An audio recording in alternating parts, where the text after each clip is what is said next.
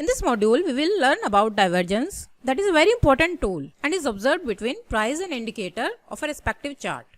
With the help of divergence, one can get early signals to enter or exit.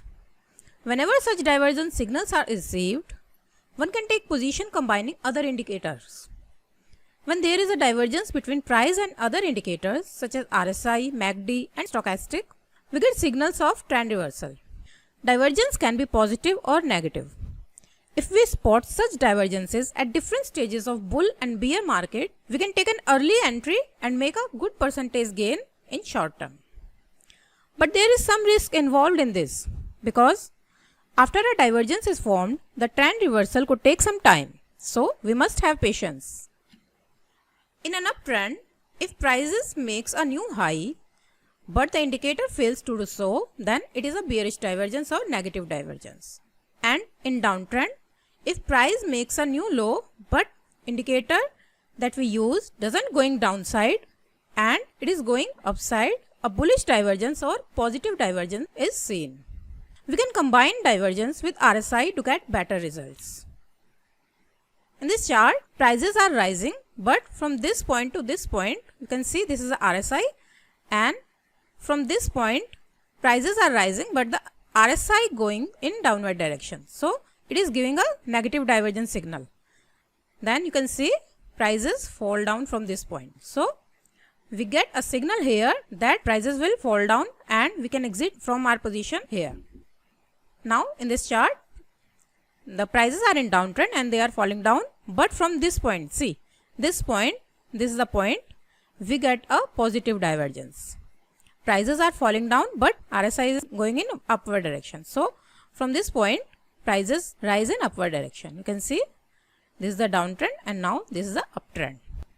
Now we will take an example. This is an hourly chart and now we will see how divergence tells us when to exit or when to take our position.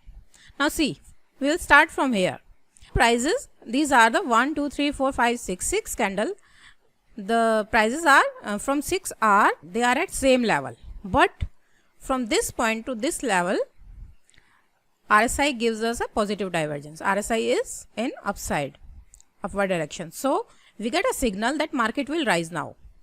And you can see prices rise and they move in uptrend. Now see, this was the peak of RSI and from this point to this peak, prices are rising up. But RSI gives us a negative signal. RSI is going downward. You can see this and this. So we get a signal here that prices now will move down. We can exit here. Again, this is a very good example of a divergence. This is a negative divergence. Now see, this was the peak here and this peak. You can see RSI is going in downward direction here, but the prices are in upward direction. This is a negative divergence.